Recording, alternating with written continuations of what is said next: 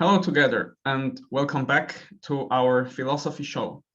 So as we have mentioned in the end of our last conversation, we wanted to have a part 2 in our comparison of different forms of government and trying to find out if one of these forms is better than another. And we have decided to have kind of a fresh start. So we will start again by defining the different forms of government. And for those of you who do not enjoy this, you can just skip the first part. There will be in the video description a timestamp where you can skip to. And then we will continue with our comparison of these different forms of government to find out if one of them is perhaps better than another, or more in tune with human nature.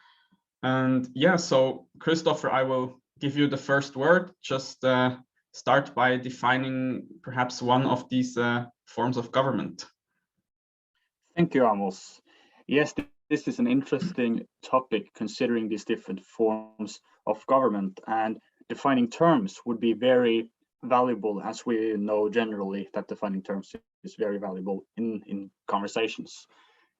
So monarchy is a form of government in which the government is ruled by one person.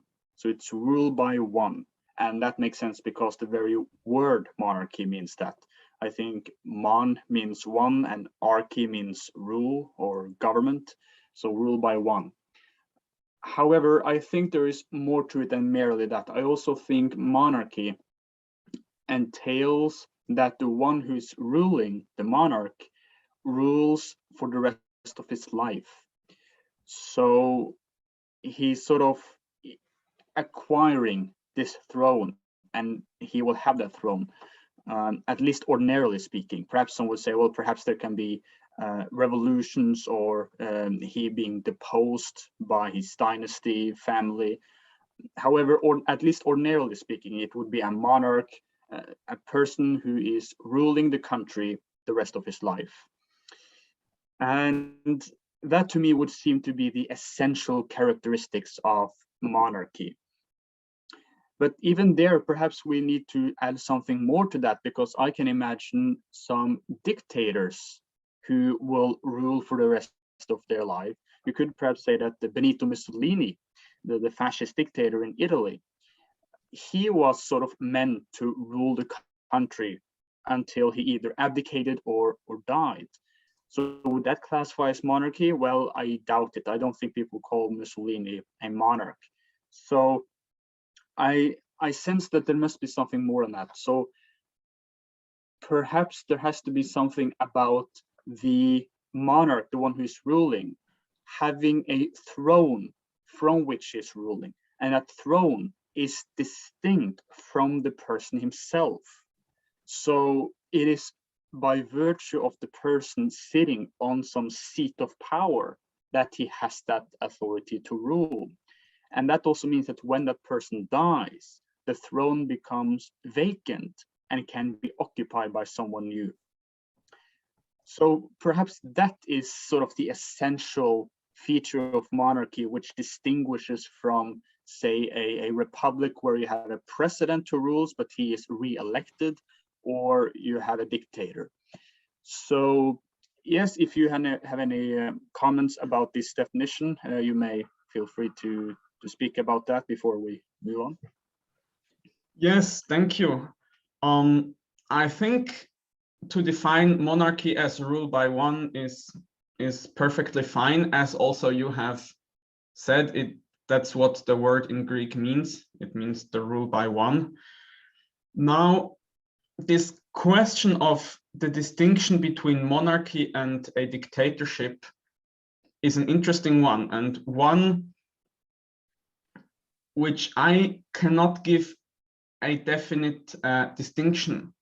In my mind so far, it seems to be the same, just one word is emotionally positive and the other word is emotionally negative.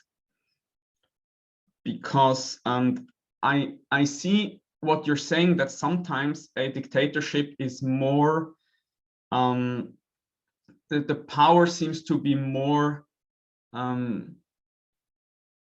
mingled or coming from the person, whereas in a monarchy, the power comes more from the institution, or as you have said, the seat of the throne, that there is a social institution. And in some monarchies, there was the idea that the monarch, meaning the person who is in this social position in society, isn't free to do what he wants, but he actually has to behave according to ethical or religious rules that prescribe what a good monarch would be. And perhaps that could be the distinction from just a person who has by force basically gained control over the entire country and then does with it whatever he wills, that in a monarchy, or if we want to define it that way, I'm not yet sure, but the other way of rule by one would be that we actually have a social institution with ethical norms attached to it, and with certain forms of behaviors being expected by the entire state of this monarch or of this ruler at the top, which would then be something else from what we typically call a dictatorship. Right, those are good points. I agree very much with the idea that in a monarchy, when a person obtains a throne either by inheritance, as is the case in hereditary monarchies, or elective monarchies, it is expected that he will rule in a wise, prudent, and good manner that results in the good of the country or the society as a whole. And if the person fails to do that, people will perceive him as not living up to his expectations, not living up to the expectations which he is linked to by virtue of him sitting on a throne. And also seems to be the idea that the throne, the monarchy, precedes the person being the monarch. The throne is there independently of the monarch, and the monarch is, in a sense, borrowing the institution for a specific period of time. And I suppose this would be, ordinarily speaking, from the moment he's crowned or sits on the throne until he abdicates and or dies. And thus there is perceived some relation in which the monarch must respect his throne and must feel a sense of duty toward the country and toward the very institution from which he is borrowing his power. But in the case of a dictator, that seems to be another case, because now we have the power deriving from the person himself, and it doesn't derive, it's not derived from this traditional institution, this social institution, as you talked about. So that's a very good point. And also other things with monarchy is that it is very closely associated with certain rituals. For instance, the monarch is usually crowned in some way. As someone places a crown on his head, it's rather a physical, symbolic manifestation of him now acquiring a certain power, that is becoming the monarch. And that would sort of signify, in other words, that he is now gaining the character of a monarch, a specific kind of character. While a dictator, he might define his own character, he might define his own position, but not in the case of monarchy. So yes, and also, as I said, there are, you can have a monarchy which is elective, that is where the monarch is elected by others, supposedly, for instance, aristocrats, as was the case in the Holy Roman Empire, or you could have a hereditary monarchy, which seems to be the more common form of monarchy. So do you have some comments to these particular issues? No, I think not for the moment. I think later we could compare hereditary to elected or different forms of defining the succession of the throne, but I think for now it would be prudent to go to the next definition. So that would be democracy. For example, yes, let's go with that. Right, right. Yes, I have to admit, to define democracy seems perhaps somewhat, it is something that one might have to think about, because people might say that something is democratic, while another guy will say, no, no, this is not democratic. So perhaps it can be a complex issue, but I'll at least attempt to define it. So a democracy is fundamentally about the government being ruled, or at least subject to the people, the entire people of that society, or at least a significant portion of the people. And the very word democracy means that. Demos means people, and krasi, this comes from Greek. Perhaps I'm pronouncing it, I could have pronounced it better, but anyways, it's mean ruled by the people. And democracy would thus not simply be that people belong to a society, because that's the case in all societies, that all the people are part of society, obviously, but that the people have some control or participation in that concrete government. The government, thus the entity that rules and governs society. And thus the people have a say, or a real and concrete manifestation or participation in that government. And usually this takes the form of elections, that either, or at least either you have elections where the people vote for a specific individual or group of individuals to obtain power in that government on their behalf, and then the people can choose to re-elect him or choose someone else at the next election. Representative democracy, and that is the very common form of government that is practiced in the West. And then one can talk about direct democracy, which is democracy in which people have a more direct say in the matters of government. They're not simply choosing someone else to represent them in government, but they are directly choosing what decisions the government is going to take, at least in many cases. So they vote about specific matters. For instance, should the government increase taxes on this group of people? In a representative democracy, this is usually something that the politicians in parliament decide upon. But in a direct democracy, it would be expected that the people vote about this. So that would be democracy, as I understand it. Yes, I would again agree. The term democracy itself means in Greek something like rule by the people. And in this form of government, the entire population, or as you said, at least a large part of it, has in the end, the control over the government of the society. I think a couple of months ago, we have once talked about the concept of sovereignty, meaning which entity in a society has the last word in a definition. And I think this might be useful to distinguish a monarchy from a democracy, because in a monarchy, the monarch has the last word, even though he might listen to the people. And in a democracy, if it actually is a democracy in truth and not just by name, then the people have the last word, even though the politicians might want something different. Now, as you have said, there are at least two distinct forms, namely the representative democracy and the direct democracy.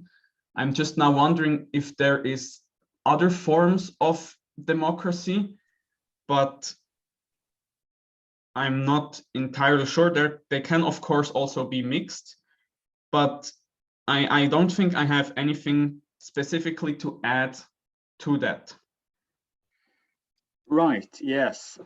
I just have thought of an interesting scenario, or a hypothetical scenario, or perhaps paradox on this. Imagine you have a society in which you do have a monarch, and when he's becoming monarch, he will sit for the rest of his life, but he's elected by the people. And when he dies, a new guy is elected by the people to sit on the throne for the rest of his life.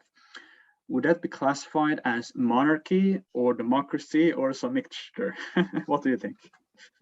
Yeah, I like that you brought this up. I think this is a good point here to be made, because it's kind of a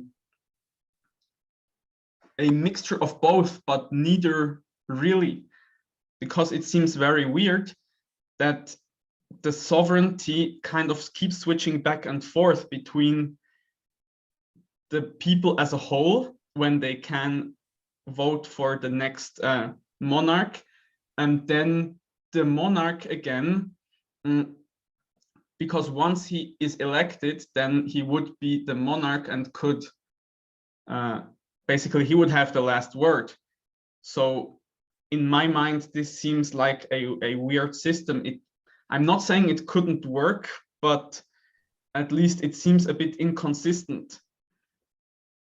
Whereas if you would want to have an elective monarchy, then the people should also have the possibility at every moment to vote their monarch away and vote a new one in, so that the ultimate sovereignty would rest in the people, even though there would at any point in time be one monarch who has the last say in concrete affairs of the state. Right. So that would perhaps imply in practice, though, that there would be regular elections about whether they should keep the monarch or and depose him, in other words. Yes, you could think about it that every year the entire population will have an election, and that person which gets the most votes will be the monarch for the coming year.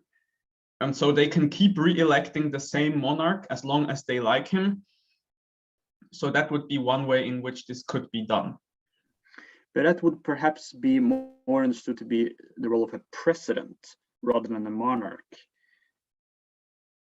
Yes. Yeah, I think in that term, as we have defined it right now, an elected monarchy is kind of an oxymoron. It kind of doesn't work.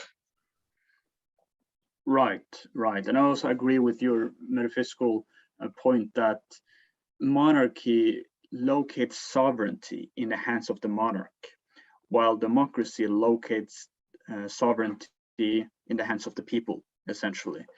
And yes, if the monarch were constantly subject to the people, then it wouldn't really be monarchy anymore. So that's a good point. Right. So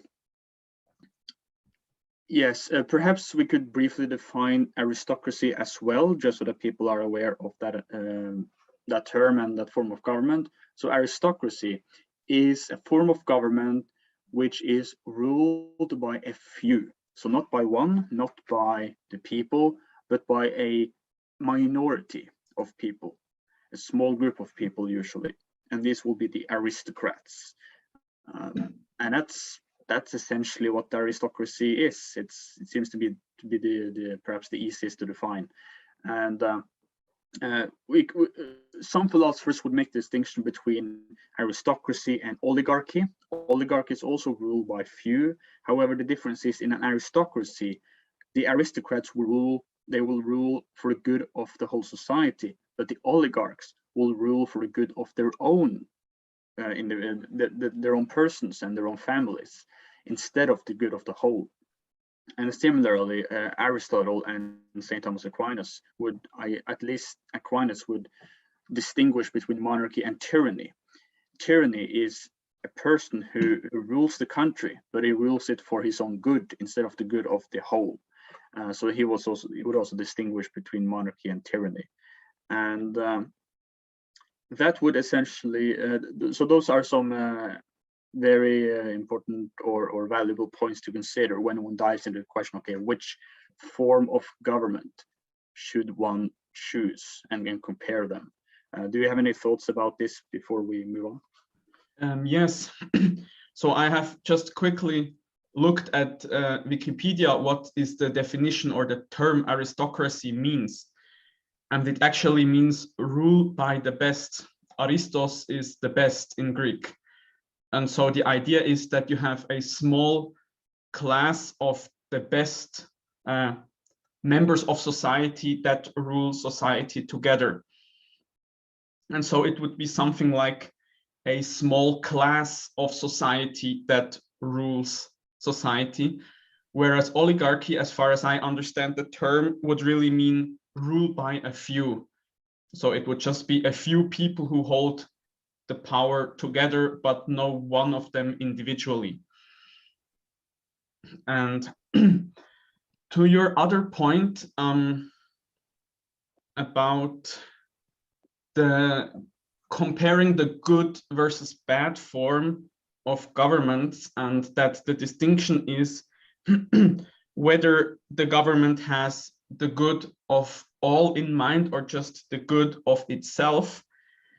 I think this is useful for judging a government ethically, but I think it's, in my mind, not very useful to judge different forms of government as to which form is better, because for that I would more want to look at the institutions and, for example, the checks and balances or the rituals, as we have said in monarchy, or how is this system actually set up, because at any point, any monarch, oligarch, or person in a democracy could change from working towards the good of all towards just their own good, or in the other way around.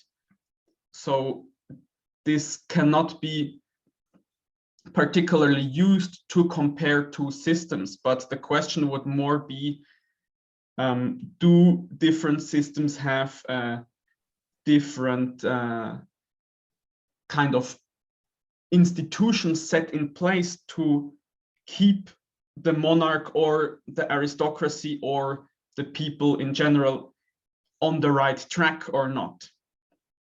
Do you understand my point? Could you perhaps repeat it in a different way? Because I'm not sure if I understand you. Yes. So you said that, for example, Aristotle would distinguish between a monarchy and a tyranny in the way that a monarch has the good of the whole society in mind, but the tyrant just has his own good in mind. And I think this is a good way to distinguish or to judge a government ethically, whether it has the good of all in mind or not, but not to compare different forms of government, because in my mind, it would more be appropriate to compare different forms of government based on the institutions that make up that government. So, for example, there might be one monarchy where the entire population has a very strong sense of the duties and responsibilities of a monarch, and there are many rituals that keep the monarch reminded of what he should do, and also that there is a certain ritual that takes place when people are no longer agreeing with this monarch or think that he is violating his responsibilities or whatever. Whereas in another state, there might be none of this. There might just be a person who gives commands and other people who follow. So my point is, you cannot really compare if you have two people who have absolute power in a state and one uses it for the common good and the other uses it just for himself, then you cannot compare the institution based on this, because this is just the personal goal of the person sitting in this institution in this moment. Yeah, I think I see your point that we have to go beyond whether the particular monarch might be good or bad and rather judge the institution itself.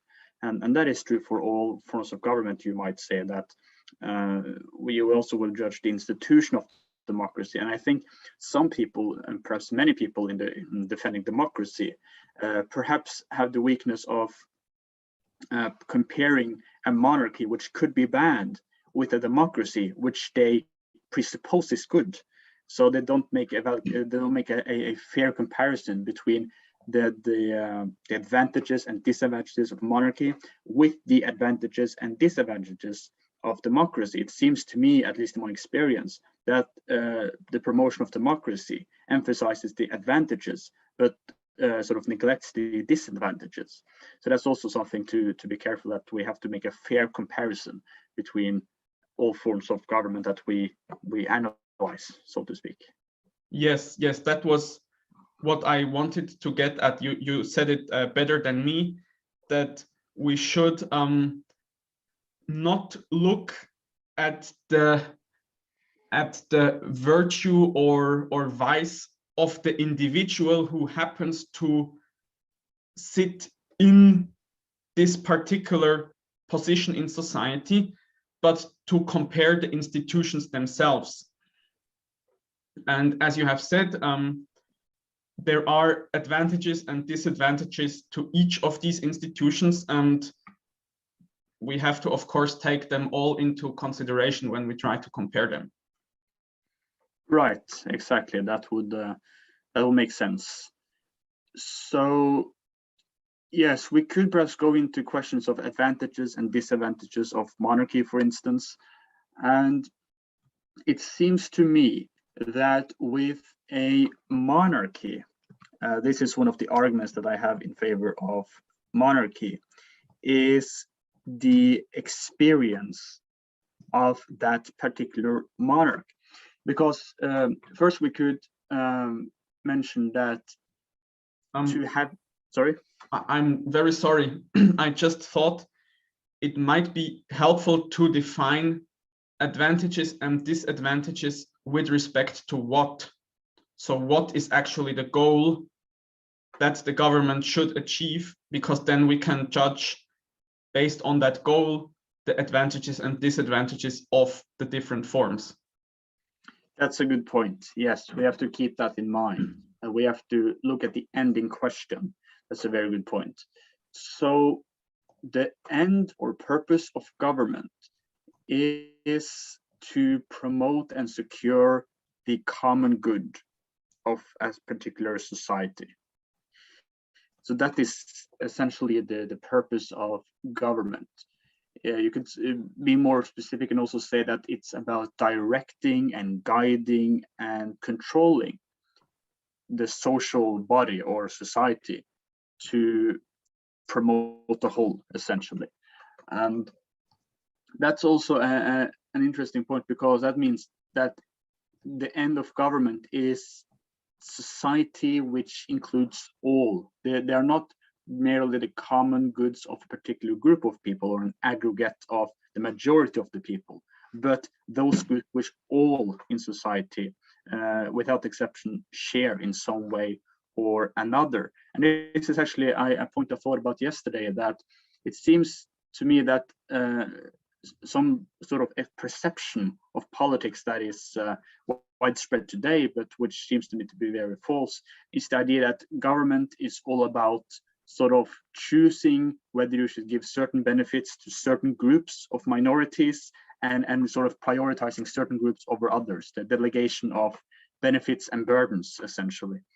That seems to me to be completely false. No, the government is not about choosing between minority groups. It's about choosing the good of common goods, goods that everyone in society essentially share in. And that's an important thing to keep in mind. So do you have any thoughts you want to add to this point? No, I think it's right on the spot. And now I think this will help us to compare these different arguments. Right, yes, that's a good point. So one argument that I made also last time is that one of the common goods in society, perhaps you can understand it as the most fundamental common good, is the idea of unity, that all of the people are in some sense united. That is true of every society essentially, because if they were not united, you wouldn't call it one society, but rather multiple societies. So every society has something by which they are one instead of many. And since this is what distinguishes a society from just having multiple societies distinct from each other, that is what defines a society as a society, is some sort of unity between a group of people. And I would argue that it's a group of families, that it's not an aggregate of individuals, but rather a union of families. Perhaps this is a point we can get into later as well. But anyways, unity is the fundamental good of society. That is the very core of what society is about. And it makes sense, therefore, that the government, who's all about promoting those common goods, have as an essential characteristic unity. So you could say that government is metaphysically best if it has unity and cultivates unity, because the end of government is, at least one of the ends, is promoting the unity of the whole. So unity in government seems to me to be very essential. And then it could be argued, as St. Thomas Aquinas would argue, that unity is most concretely manifested through having one person who rules instead of a multitude, because there is something immediately metaphysically unified in having one person. Because unity, what is unity? Metaphysically, it's about oneness, something by which something or someone or a multitude is one. And if you have one person, that means that in this particular respect, we have unity instead of multitude. Because if you have multiple people governing, you necessarily lack a characteristic of unity that you would necessarily have present in rule by one.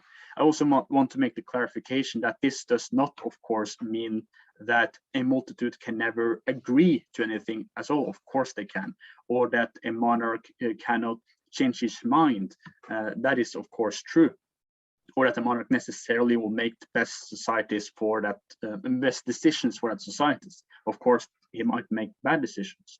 But just by looking at the character of monarchy itself metaphysically, it seems to possess some unity that is not shared in the multitude. And also you can argue that a monarch who understands and senses that he is one who's ruling, he sort of comprehends a unity within his own power, because he's one ruling.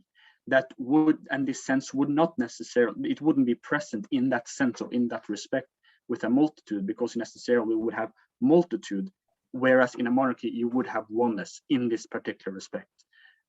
So perhaps I could have formulated that argument better, but that's at least one argument, what I call the argument from unity. It's more of a metaphysical argument. Yeah, I mean, I still have the same to say to this argument as I did last time. The question is, unity of what? Of course, one person is in a sense perceivable as being one thing, whereas many people are perceived to be many people and not just one person.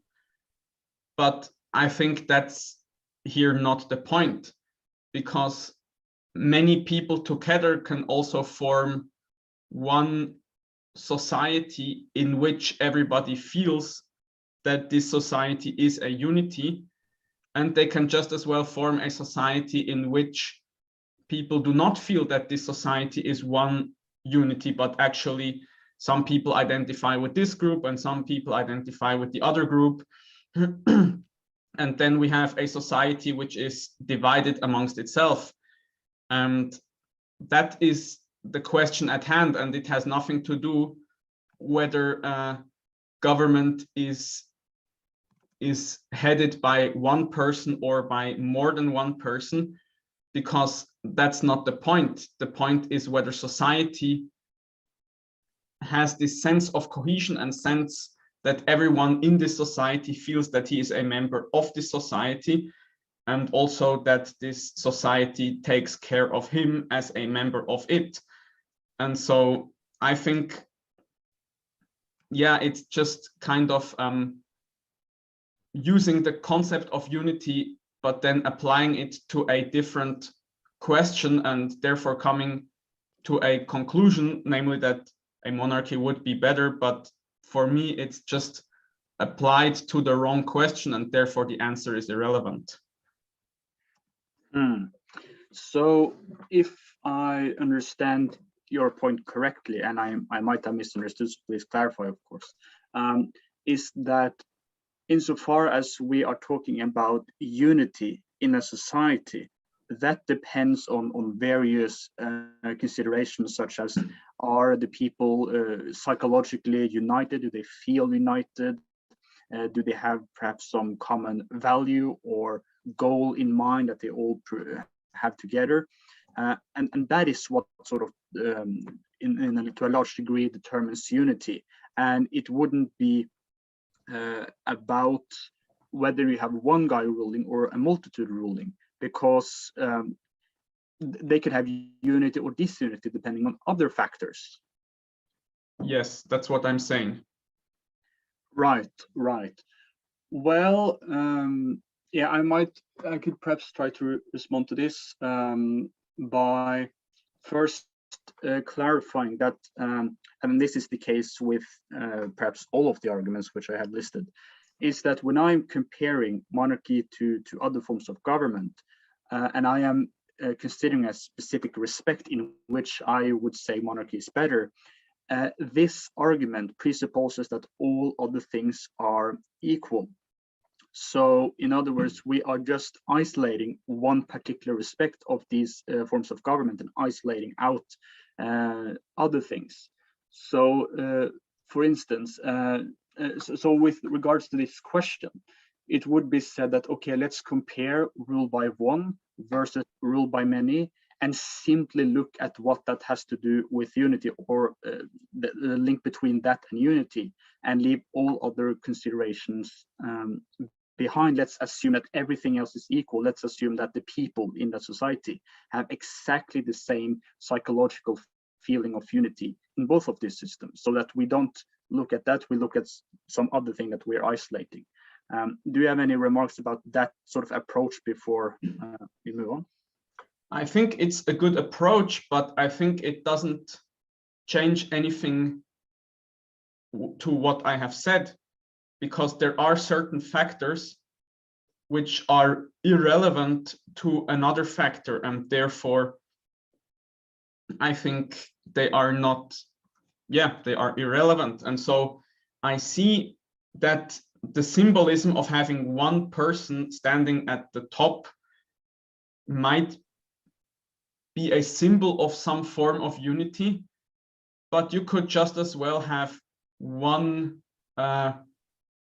day in which everybody goes out in the street and elects someone, and then that one day, or you could have one building in which everybody sits, and then that one building would also symbolize a unity. So I think I see your point that the symbolism might be a little bit stronger, but in the end, I think it's more about whether the institutions actually do their job rather than what they symbolize. And so I still think that the important question is this society unified, or is it divided amongst itself, and not, is there one person or many people that make up the government of it? Right. Well, first I would say that the symbolism was not actually what I had in mind in this argument, although that would also be a separate argument that I would also favor. But perhaps the symbolism argument is one which I would use as an example for my approach, in that suppose you now grant, for the sake of the argument, that monarchy symbolizes unity better than democracy to a certain degree, all of the things being equal. Would you agree to that, by the way? I guess I would agree that it symbolizes unity a little bit better, yes. Right. So then I would say that unless we have something, or perhaps I could say this before first, that then we have an argument which at least gives us some advantage with monarchy over democracy, even if that's small compared to all other features we might consider. Just this argument alone is at least an argument that sort of tends the scale a little bit more towards monarchy than democracy. Yes, I would agree, but I would say that there are other arguments which weigh much heavier than this. Okay, but assume for the sake of the argument that apart from this one argument for symbolism, we were completely neutral, that there was nothing either going toward monarchy or democracy in any arguments. Of course, you might disagree with that, but let's just assume for the sake of the argument that everything else was neutral. Then that at least would give us a reason to become monarchists. Yes, but you cannot just in a complex question only look at one argument. I will agree that the symbolism is, on the symbolism, the monarchy wins, but that's like 1 point of 1,000. So let's continue and we will see how the balance is in the end. Okay. Yeah, I might also briefly comment about the argument from unity, just distinguishing that from symbolism, but then we might not need to use that much time about it, and I just move on with just a small comment. When I argued from unity, I actually had in mind something different than symbolism, and that was simply the state of affairs in government, the fact that it is ruled by one rather than being a multitude, means that metaphysically there is more unity, because by definition a multitude means that they are not united to one person, because unity, in other words, is that by which a multitude is one. That might perhaps be a good definition of unity. And a multitude and a unit a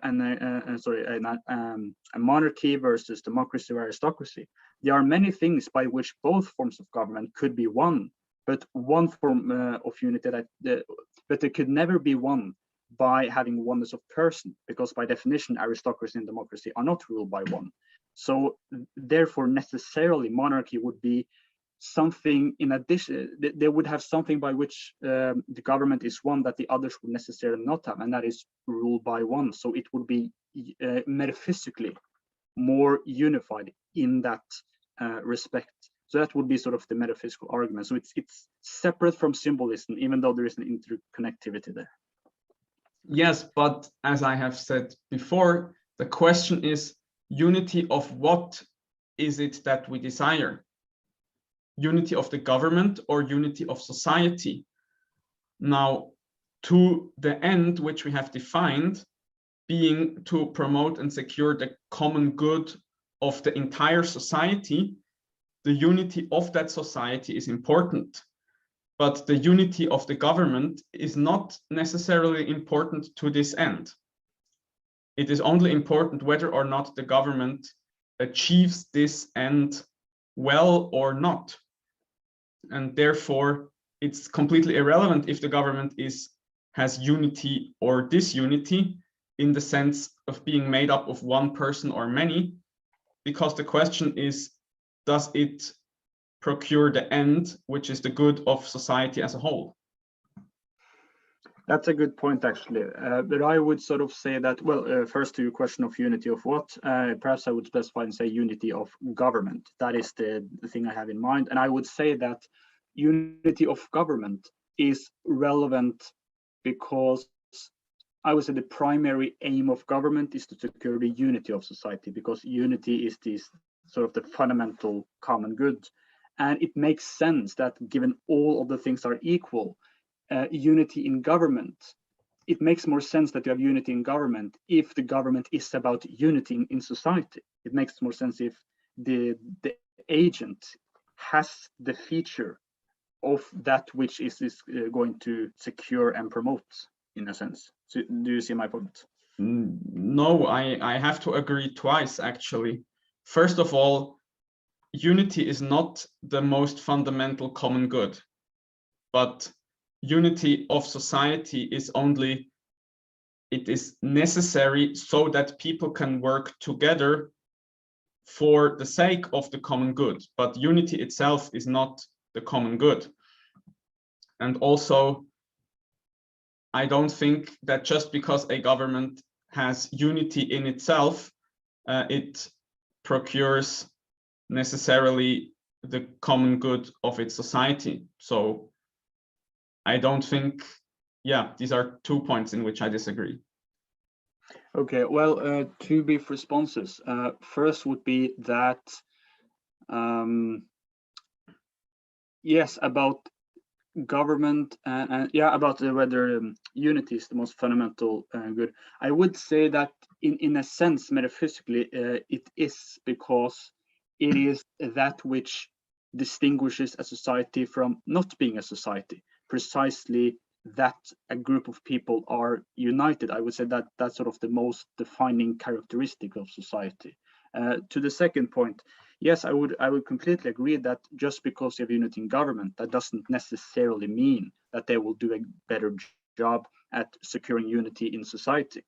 But I would rather say that all of the things being equal, it makes more sense if the government has a feature of that which is trying to have for society as a whole. If government has in mind, okay, I will secure unity, that is the value that society needs, it makes more sense if the agent that is causing unity is itself unified. If it has unity within itself, that makes more sense, even though of course it doesn't necessarily guarantee anything, but it makes more sense compared to if it were not unified, all of the things being equal.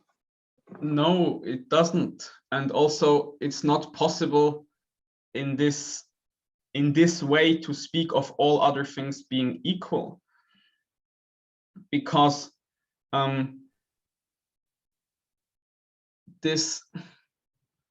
let's say you have in a democracy, you have a parliament, and in this parliament there is a huge strife and people are of different opinions and everybody is voicing their opinion and it's complete disunity.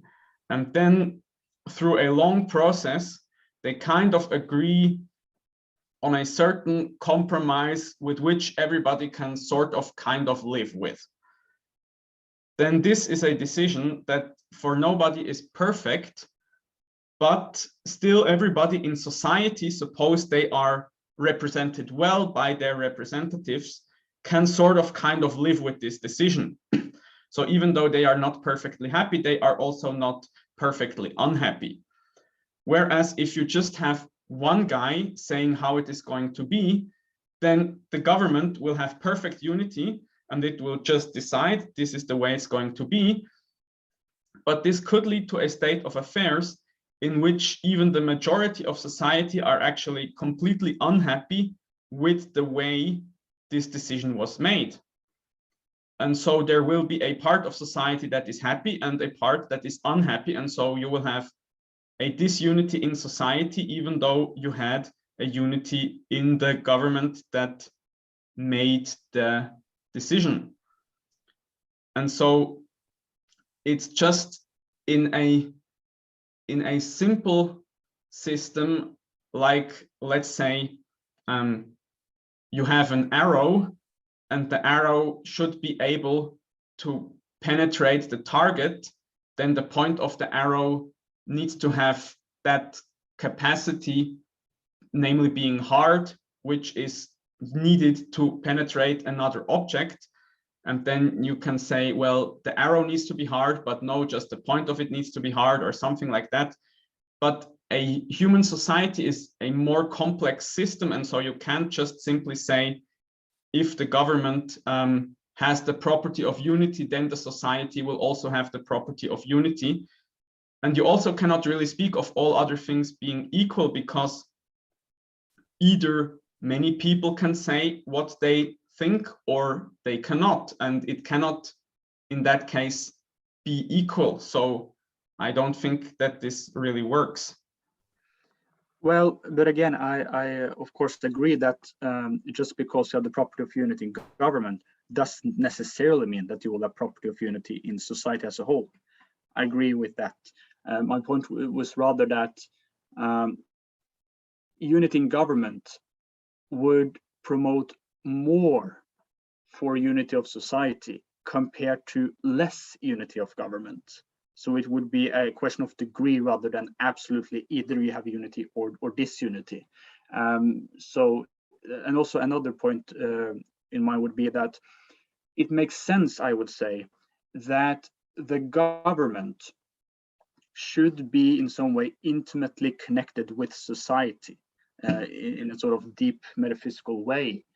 And since society fundamentally has unity as one of its essential characteristics, a government, if government has unity, it would be related to society as a whole in a more intimate way, because now it shares a common characteristic with society, namely unity. Hence, and that is a good thing, because it's good for government to be more intimately united to society. So that's another approach to it. What do you think? Yeah, I still don't agree with it, because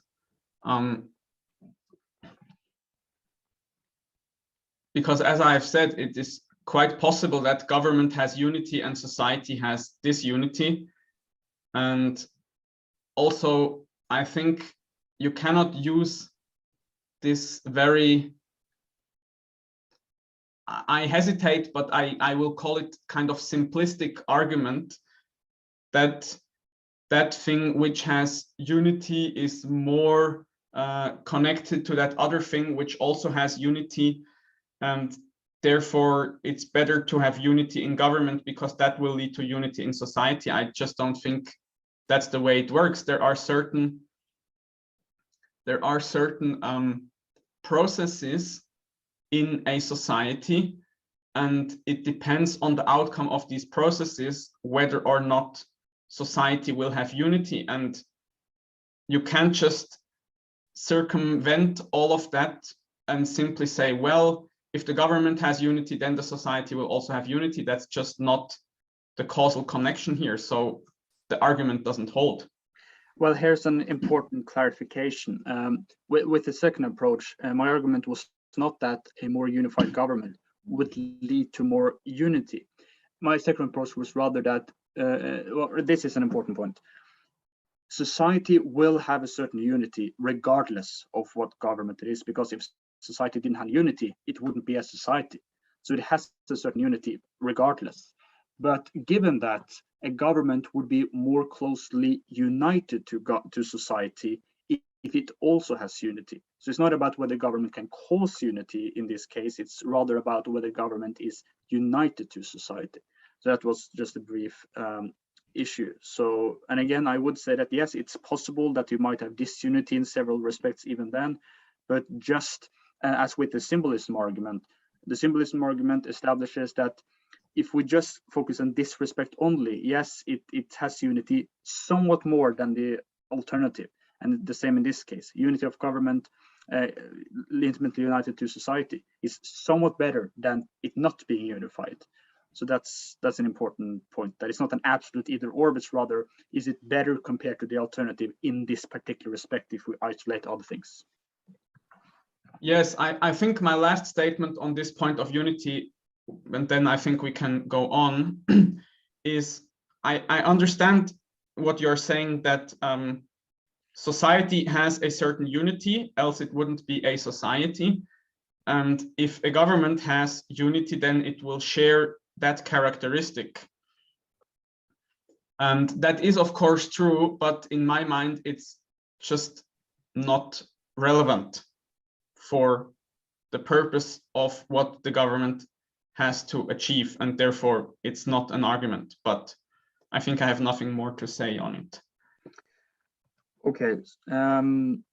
Yes. So I would just briefly end by saying that I believe that if government shares more in the essential characteristics of society, that means that it would be more suited to promote the ends of society, all of the things being equal. But anyways, we could move on to the next argument, if that's okay. And that would be something which perhaps sound a bit similar, but this is much more of a practical argument rather than a metaphysical argument. And that is the argument from effective agreement in decision making. As is evident, to run the government means that you have to make a lot of decisions, many different issues and decisions which have to be made every day, especially today with all the bureaucracy and welfare state and regulations. It's a lot of work to do government. Now, if you have a multitude who is going to make decisions, then you would of course have discord or disagreement, or at least the possibility of discord or disagreement in on an official decision in a given moment of time. That's quite possible. But if you have one guy making the decisions by himself, you would avoid the problem of disagreement in a given moment of time. And now you might say, well, okay, in a given moment of time, one person would of course have one decision and one frame of mind, but it's possible for the monarch to change his mind over time. And that's quite true. The monarch might regret the decision afterward. However, if we compare the two, it's more expected that a monarch would have one decision and would believe that one course of action is the right action even over time. Yes, it's possible it might change, but it's more expected that he will stay on the same course of action and the same decision. But then if you have a multitude governing, then you have the problem of them disagreeing, in addition to all of them individually changing the mind by themselves. So the problem of disunity in making effective decisions, it's more present in a multitude compared to a monarchy. And also I want to briefly address one objection that you had last time we spoke, and that is the multitude just having a vote, and then the majority vote will then be the final decision of that government. And that's true, that will solve problems with disagreement. However, it seems to me to be somewhat inefficient if every single decision is going to be made by the means of voting. It would be more efficient if it was the responsibility of one guy making the decisions generally, instead of gathering everyone together and have all this voting all the time. So yes, that would be the argument. Yes. Yeah, I mean, this reminds me also of one of the arguments in this video that you have sent me, where this person, I think he was called the Finnish Moose. We will put a link in the description to the video. He said that basically all modern democracies have this idea of martial law, that in an emergency, they will basically elect one person, or by some process decide on one person to just make each decision by himself, because it is more effective when the time is really brief, or when things are very hectic. And I would agree that this is an advantage in a hectic time, that one person can decide quicker than a group of people. So I agree that this is a benefit of this system, where one person just is the head of government and decides. However, I think in a calmer time, where there is not an immediate emergency threatening the society, then it is actually more of a decision, more of an advantage to make a wise and well thought out decision rather than a quick decision. And in that scenario, I think having more than one person in the government will be a larger benefit. Well, I would agree to many of the things you said, but I would be skeptical of the idea that when there is a more peaceful or calm time, then it would, and then decisions can be made that are more well thought, and people are more prudent in making that decision and think more deeply about the issues, that would be better exercised or executed with a multitude compared to one. So if you want to elaborate on that point, you may feel free to do so. Yes, it's just that many people know more than one person. And even if the one person is the smartest of the 10 or the 100, if you take the 100 smartest people of a country, they will be much smarter than just one. And therefore, it is better that many people cooperate in finding the solution which should be followed rather than just one person deciding on it. That's my point, basically. Well, to that, I would say that in a monarchy, you could have, of course, advisors to the monarch who would then supply him with knowledge and information before he makes a decision. And so I would say that the problem is solved just as well in that, and even better, because you would avoid the problem of disagreement. Yes, that is true that a good monarch would have advisors and he would also listen to them. But the problem is, I think, still better solved in a form of voting process in some form or another in the end, or in some form of compromise, because each person also has their individual bias in how much weight they give to different concerns or different things that need to be done in the state or in the society. And the monarch cannot evade his own personal bias by having advisors. And so if he can just decide for himself, then his bias will be in the decision. Whereas if you have 100 people, then the hope is that their biases will kind of balance each other out. One person will be a little too, for example, foolhardy, and another, or a little too courageous, and another one will be a little too timid. And then on average, it will, the biases that they have will balance each other out, and there will actually be a better decision. I see. Okay. Well, to that, I would say also that even if we grant that argument, we still have a counter argument in that the process of gathering all those people together and hearing out their opinions and then all of them voting will take more time and resources and effort compared to just one guy making the decision. So it would be more burdensome to the government to have to do that. So that's a counter point to that. Yes, that is true, but I would maintain that when you have that time and those resources, then it would be wise to spend them in this manner so that you will make a better decision, which then in the long run, you will have less that you will have to correct and backpedal, and then it will actually be good.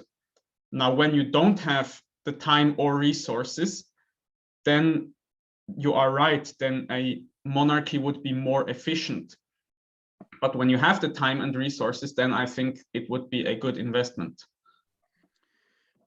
Well, 2 points. First, even though you have resources to do that without causing severe problems, still those resources which are then being used to voting could otherwise have been used to something else that might have benefited society, because we have a scarcity of resources even in peaceful times. When you choose to use the resources in one way, you're necessarily choosing another way those resources would have been used.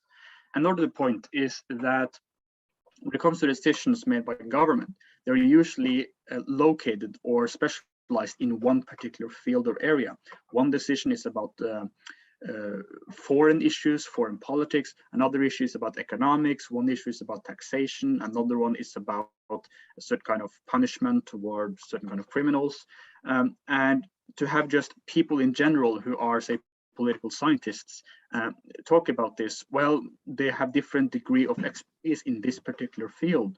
So therefore there would be an unequal importance of the opinion of each, and therefore to make an average decision when people have different levels of expertise would be sort of problematic with regards to the point that you made.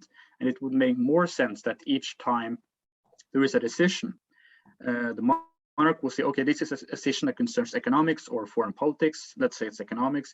Then he will gather together economic advisors.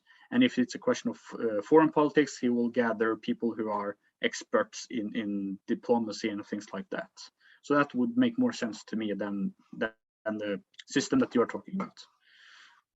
I do see your point, but still, I'm not, of course, saying that the multitude of people that make up the government shouldn't listen to specialists at all.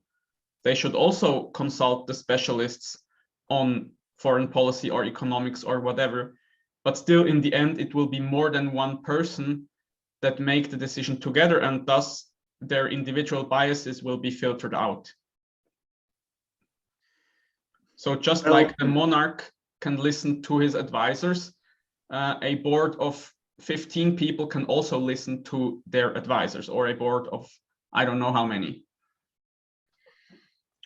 Well, yeah, I mean, I'm still thinking that even those people who are listening to the boards of advisor and then making a vote, those people among themselves might have different perceptions and backgrounds and all sorts of things which make them have various perceptions. And it seems to me that to sort of think that the aggregate or the average of these people's opinions will sort of be the most wise, or generally speaking, the most wise. It seems to me that because of the inequality of all those people, there will always be different in some way to perceive the world and all sorts of things. I'm not sure if the bias is filtering out would necessarily be the case. Perhaps there would be some bias that would be present among that majority that would then be taken into account when you make the decision that perhaps monarchy would solve. So I would say that there are problems there.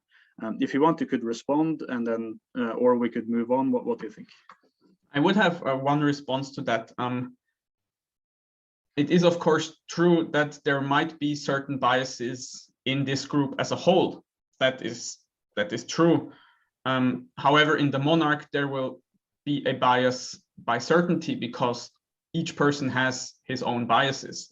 So that's one point to be made. And the other point I quickly wanted to make is my ideal is not that just people have a vote without talking. The ideal would actually be that these different people with different expertise and different life experience will talk together, and by talking come to a common decision, so that these people who know more about a certain subject can convince the other ones that this is actually now the better decision in this case.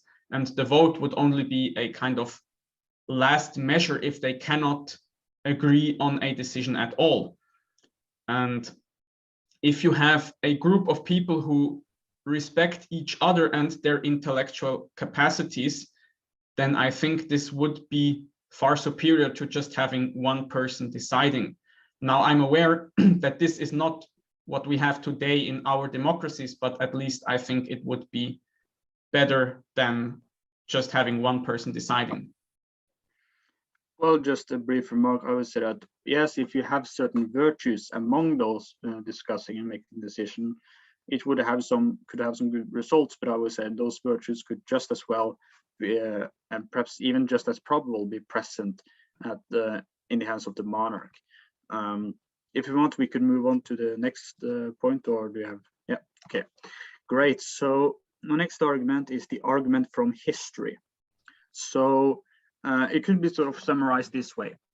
if a specific method of organization has been almost universally practiced in human society across time, space, culture, economic condition, and other contingencies, that means that that method is natural and effective, generally speaking. And then premise 2, monarchy has been almost universally practiced in human society across time, place, culture, economic condition, and other contingencies. Now, the premise number 3 is if something is natural and effective, we may reasonably regard it as good and desirable, all other things being equal. So I'm not saying that simply because something has been universally practiced or has been very often widely practiced, that necessarily guarantees that it's a good thing. No, it could possibly be something bad. But I was saying if we have no other reason to override that consideration, again, all things being equal, it makes sense to say that it's a good thing. And therefore monarchy is good and desirable, all the things being equal. And just a quick point on the first premise, why the fact that monarchy has been almost universally practiced in human society across all sorts of contingencies is relevant, is because that means that that method of organization is practiced not because it's contingent upon a certain thing, precisely because it's been so widely practiced everywhere almost, but it means that it rather reflects something about human nature. It's natural for human beings and for society to organize in such a way. And since we have no overriding reason to regard it as bad, we have a good argument for why it is good and desirable.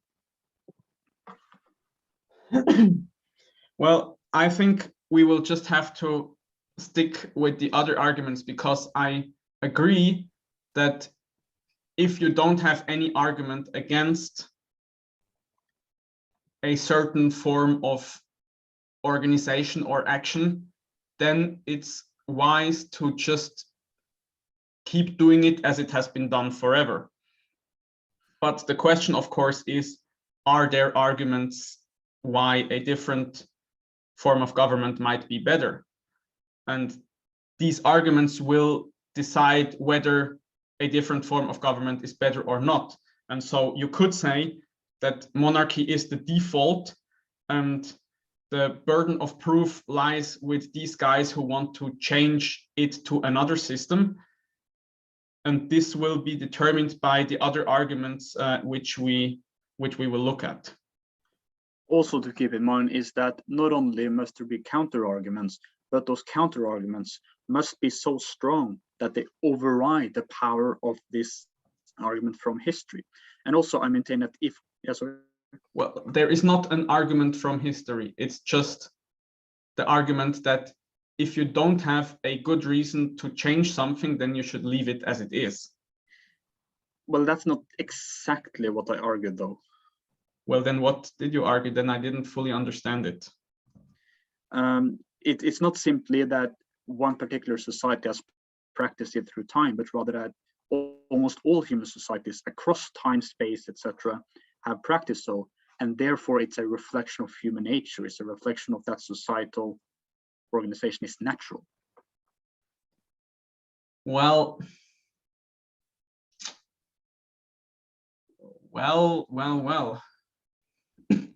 This is a big question of how do you determine whether something is according to nature or whether something is natural, because yeah, I think that's a big question. Because let me just give you an example. You could also say that witchcraft and idolatry are natural because that's what human beings have done for 95% of their existence on this planet. But still, we would maintain that we are striving actually to outgrow this past and to strive towards a higher or better form of organization. So I see in the one sense that if something has been practiced almost universally, then it seems to be natural. But then on the other hand side, also, we sometimes say that certain things which have been practiced almost universally are perhaps natural to a very low state of human existence, but that we should actually strive towards a higher state. So, yeah, what do you think of that? Well, first to the point of, for instance, there have been evil things being practiced in widely across many cultures and societies. Well, first, that's why I specify that we may reasonably regard such a thing as good unless there is some more powerful counterpoint. And with the case of idolatry and witchcraft, we have more powerful arguments that those things are wicked and undesirable. But I don't see such a thing with monarchy. And also with your point that, well, would it make sense that we look toward better forms of doing things and outgrowing bad habits from the past? That's sort of how we should approach this. Is that the correct how your argument is? Sort of. Continue, then I will respond. Right, and also another point about witchcraft and idolatry. We also have considerable counterexamples. We have the old society of Israel. We have the whole of Christian West in the last 2000 years, both Catholic and Protestant and Eastern Orthodox have condemned and rejected those practices. Muslim society in the Middle East and North Africa, even they reject that practice. So we have a large portion of human history which would not have accepted such practices. But with monarchy, that seems to be far more widely practiced compared to those wicked things. Yes, so, but again, I also want to clarify, I'm not saying that there can be things that are bad in the past that we can change and become better at and improve. But I don't see any reason why we should regard the abandonment of monarchy as that change towards something good. It seems rather to be trying to escape something that is natural to human beings. Yes, but whether or not we should move away from monarchy will be determined by other arguments. You cannot just say it has always been so, therefore it is good. Yes, but I would say that if it has always been so throughout all of history, it's a powerful indicator that it's good. Not infallibly indicating that, but it's an indicator. It's something we ought to consider. It makes an argument, I would say. No, I don't agree. I would just say that this is the baseline, and the burden of proof that something else is better lies with these people that want to change it. But it isn't in itself an argument for something being good. It's just a fact that this is the way it has been. Okay, well, we would have to disagree there. We could move on if you would like. Okay, so, and also, by the way, to the audience, even though we move on to various arguments, it doesn't mean that we will never discuss any of the arguments ever again. Perhaps this might come up later in a later conversation. We could clarify things, discuss deeper. That's quite possible. So that's all. That's just a side note. Okay, so the argument from the experience of the monarch is another argument. So basically, if you have a monarch who rules his entire life, he will gain a lot of experience at being a political leader, and he will acquire all this experience and habits, and he will know how things really work. And compared to, say, a politician who is elected for a specific period and then probably is going out of that position some years into the future, he will have less experience and knowledge about how things are and how things work compared to a monarch who has been reigning for almost his entire life. And let me see, I think that was essentially the argument, yes, and also if we're going to talk about virtues, political virtues, because obviously to be a leader of a country, that means that you need to have virtues, good virtues, to be a good ruler, or be someone who's good at organizing society, or not organizing society, but doing things in government. And all the things being equal, if you have the position of power in government throughout your whole life, you will have more space and opportunity to acquire those virtues instead of having a very limited time period. So all the things being equal, you will have better, more experience, more knowledgeable, and even it's more probable that you will have a better opportunities to acquire political virtues if you are a monarch ruling your entire life instead of democratically elected people. And especially if people have direct democracy, because then they will have no positional power to acquire such knowledge and information and virtue in. Okay, so that's essentially the argument. Yes, I would just say the following, that while of course people didn't acquire experience in specifically being a monarch, people in democratically elected governments, and also just people in the population in general, of course also acquire experience throughout their life. And so some people, and typically the people who are, at least in theory, it should be that the people who are elected to represent the population are exactly those that have acquired good skills and good virtues in other activities in society, like running a company, running a family, perhaps organizing certain cooperation between different companies, or there are many ways in which a person can learn these skills that are required of someone who runs a large institution. And government is not the only large institution that exists in a society, and people can get this experience also in other institutions and then transfer it to their task that they now have in government. And so it is true that they will have to grow into their role, but I think they might be well equipped from other roles that they have occupied before.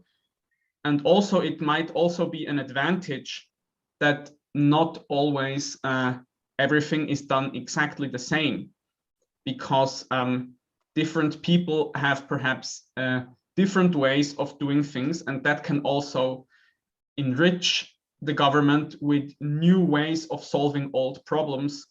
Whereas if you just have one person that is always there, then the danger is that this person will become relatively stiff in their mind and just always use the same approach for the same problem. So that might not only have to be an advantage. Okay, well, first of all, I would say that to have experience as other things than being involved in politics, say, as you say, having experience in business, well, to be involved in government is qualitatively something different than running a business in significant ways. And it's better to have experience as a political leader compared to experience as, say, a business leader, because politics, business life, they are two different kinds of things, and running a business will mean that we will have different kinds of considerations than if you're going to run an entire country. So to have experience as being a political leader is far more relevant and practical if you're going to be a political leader than experience from other fields. So I would say that is what we should be looking at primarily, and that's what we see, all the things being equal, to a larger extent in monarchy, because then you have a person having that experience for a long period of time. And yes, it's true that people in a democracy, they have life experience. That's very true. But we're talking about experience to run a country. That's not the same as life experience in general. So that's also something to consider. And also to the last point you made about such a monarch could perhaps be somewhat stiff and just do things the old way. Well, I wouldn't consider that as necessarily, or even generally speaking, a bad thing. I would consider that an advantage, actually, because there are all sorts of destructive and dangerous changes that are proposed by people who have all these visions and utopias that they want to promote. It's, for instance, the socialists and the communists who wants to truly radically change things. So I would say that to be a more conservative person running the country is, all things being equal, better than being more inclined to make radical changes. Now, it's true, of course, sometimes changes are good and even necessary. But if we just consider it as a general principle, it makes more sense that we have a government running his entire life. He knows how the system works, and he has all this experience and habits, and it must be better suited. And he can, of course, have advisors and those advisors, perhaps those change over time, but it makes more sense to have one monarch ruling the entire time. I mean, to your point that it is better to do things kind of in the same way as they have been done in the past, and that therefore a conservative person would be better suited to run a country. I think that is true in times that are very stable, in which nothing much is changing anywhere. But in times in which things are changing often and rapidly, then you can't just do things as you have done them 100 years ago, because the environment has changed. That being the social environment, the structure of your own society, and also the other societies around, and also the technology, and perhaps even in some times in history, it is even kind of the ecosystem or the climate or something that changes. So you can't just always do things the same. This only works when the environment remains stable. And so that can be an advantage, or it can be a disadvantage compared to what actually happens in reality. And as to your point that this experience of running a country, or the required experience, is fundamentally different from running another large institution like a business, or perhaps some huge charitable organization, or an army platoon or something. Yes and no. In some sense, I see your point that it is different, but in another sense, it's also very similar. And because it's a large institution, meaning there is a big structure of human beings cooperating together to achieve a certain end, and a country is in the end also a big structure of human beings cooperating together to achieve a certain end. So it's not that's different after all, I would say. Well, to the last point, I would say that there is a fundamentally different mindset in that a business leader thinks of the good of the business and profits for the business and such, and not the good of the entire class of consumers, for instance. But a government cannot think in that way. It has to think for the good of the whole and not the good of its own government. Businesses seems to be more utilitarian and statistical in its thinking. But also, as the video that I linked to you talked about, also to be a monarch, that's something much deeper and more significant. It's about you serving your own country, and in some cases even being willing, at least that this was more the perception in very traditional monarchies, that the monarch would have a sort of self-sacrifice. He would sacrifice himself for the good of the country. That kind of mindset, it is very foreign to a business that is very about efficiency and utilitarianism and the profits of the business and not the good of the whole. And the good of the whole country is not just economic either. It's often about things like morality and culture and identity and things like that, which are also very fundamental goods.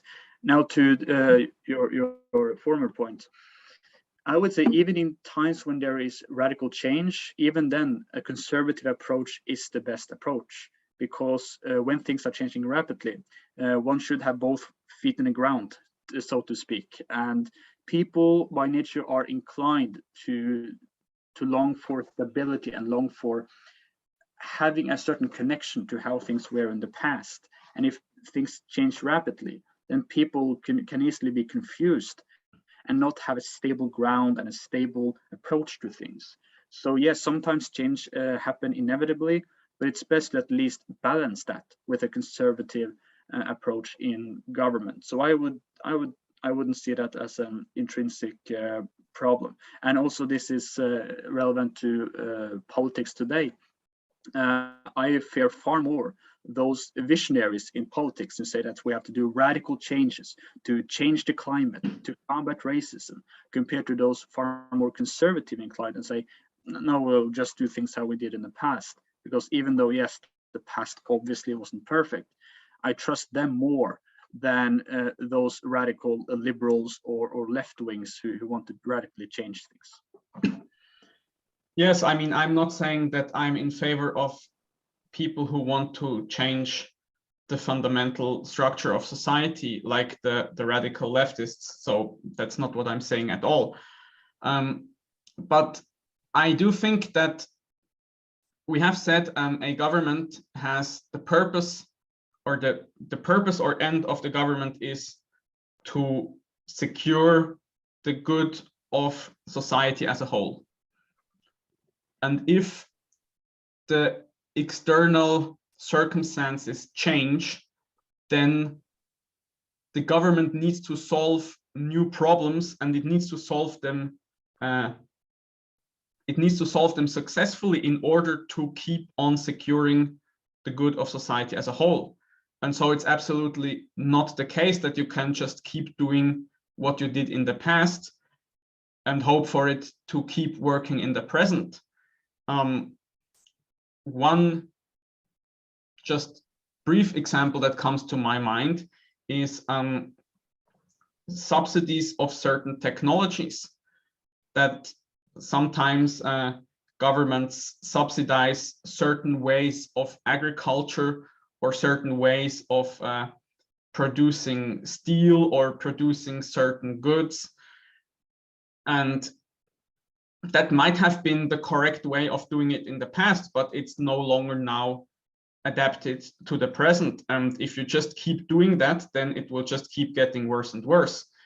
And so while I'm not saying that you should radically alter the entire structure of society, still you need sometimes new people with new ideas.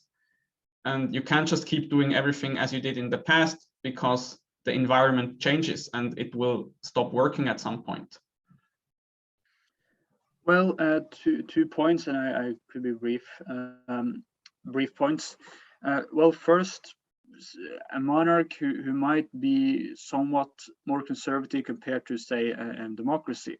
I still think that monarchs in general would be open to change if they see that, wow, we really have good reason to change things. So I wouldn't really see it as a problem, practically speaking.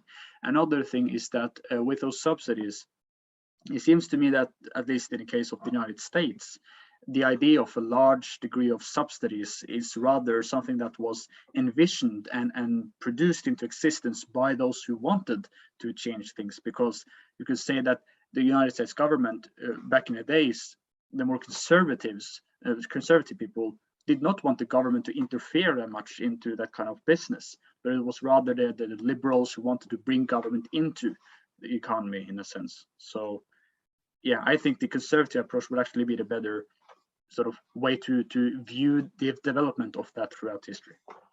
Yes, but of course the United States in the past that you have talked about now was a republic and not a monarchy. Most monarchies in Europe were riddled with monopolies granted by the king to certain aristocrats, which is in a sense very similar to a subsidy, even though it's just legal and not financial. So I think, even though I agree that subsidies weren't originally part of the American Constitution or idea of government, that was of course not a monarchy. So we might have to be careful there. Well, it's true, it was a republic, but I was rather making a general consideration about the nature of subsidies and change. But anyways, considering this whole discussion, unfortunately, time is sometimes against us. It seems that we have been having the conversation for about, not sure, 1 hour and 30 minutes. And I'm open to having a conversation a little bit more than that, but in order to secure that the conversation doesn't become too long. And also I want to mention that I have still a series of arguments left, because I actually gathered together 11 arguments in total. So I'm not sure if we are going to have time for all the rest of the arguments. So I'm interested in hearing what you think about how we should approach the situation right now about the conversation. Yes, good point. I think, yeah, we will not finish all of the 11 arguments in this pace that we have been going. I had one interesting thought that I wanted actually to discuss with you on this question, but I don't just want to monopolize the opportunity.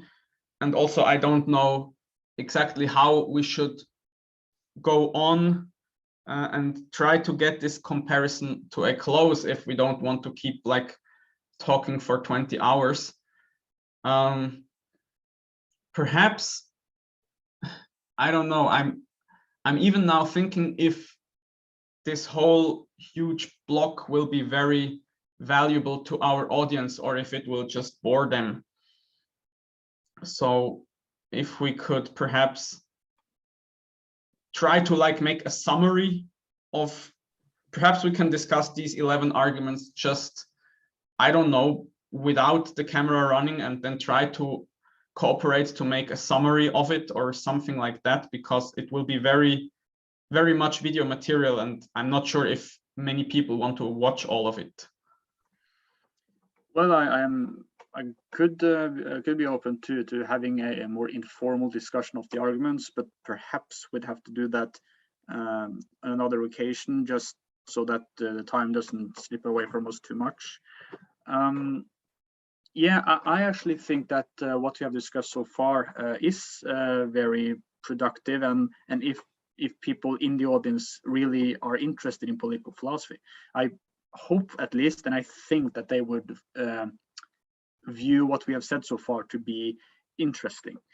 So we have discussed a lot of things, but I think what we have discussed are the things that many people interested in political philosophy are interested in and concerned about. So yeah, I would say, even though, yeah, we disagree about many of these things, at least we have made a productive contribution to the discussion, so to speak. What do you think?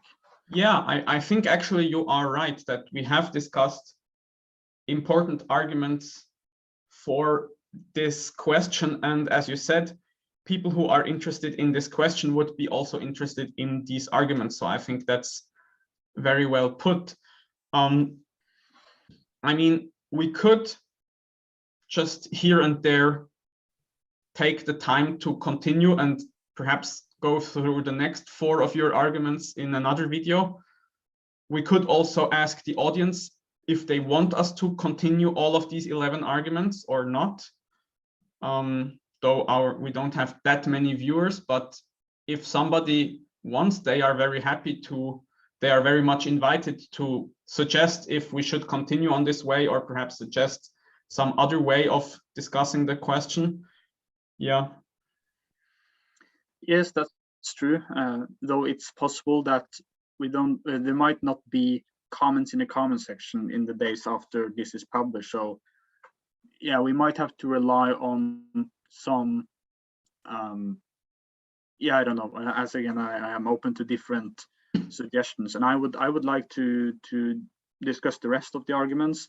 Just trying to think of the way in which we could do that in the best way, basically. Yes, I mean, also, why not do both of it? I mean, we can, when we discuss these other arguments, we can still record it and people can watch the long version, or we can in the end produce a summary and they can watch the short version.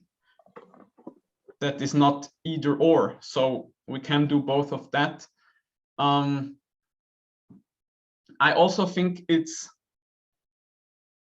a generally an interesting question, though.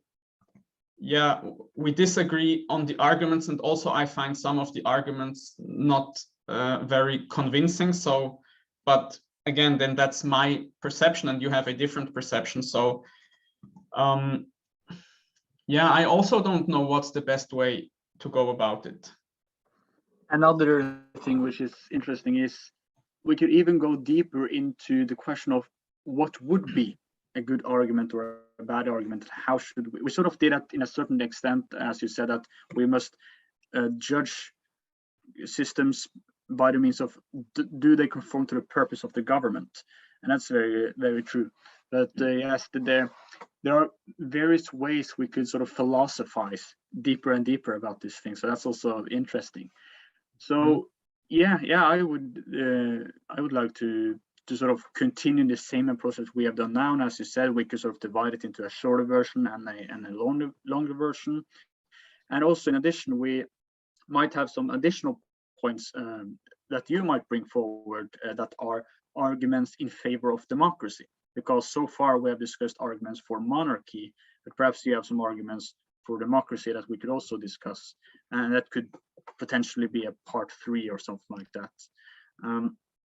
One thing, yes, one thing about time, unfortunately, is that I fear that I have to go not so long from now, unfortunately.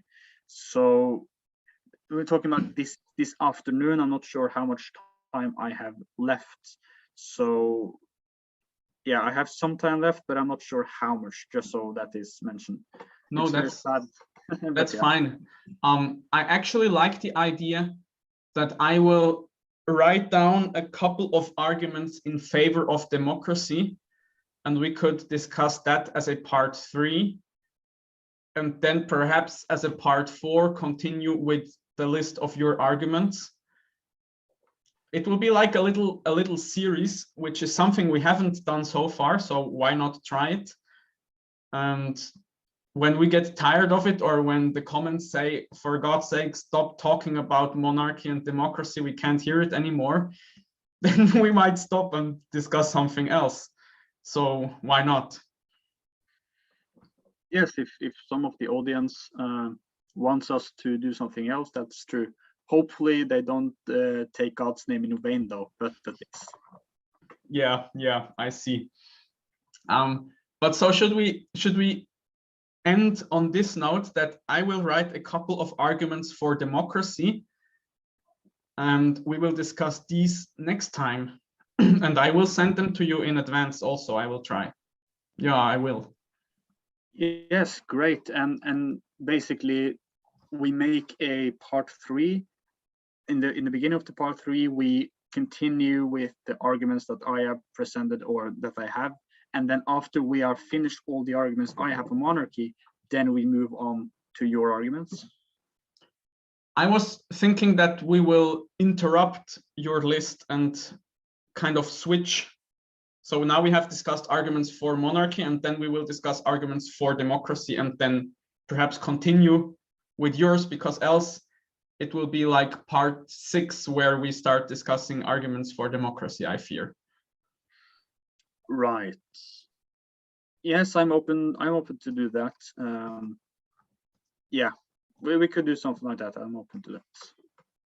Okay, so then I will upload this as part 2, and then next time we will I will write some arguments for democracy and send them to you, and we will discuss those as a part 3. Yes, sounds great. And then we might continue as part 4 with your arguments on your list. Right, exactly. And then perhaps make a summary and a conclusion, things like that. Yes. Yes, that sounds great. Yeah, it's unfortunate that time is sometimes against us, but yeah, as you said, we can make different parts, and I think that'll be interesting. Yes, I think it's kind of cool. We're kind of starting to do a little series here by accident, but yeah, and it is true, time runs when you have an interesting conversation, but that's a good thing, actually, I think also. Yes, that's a good point.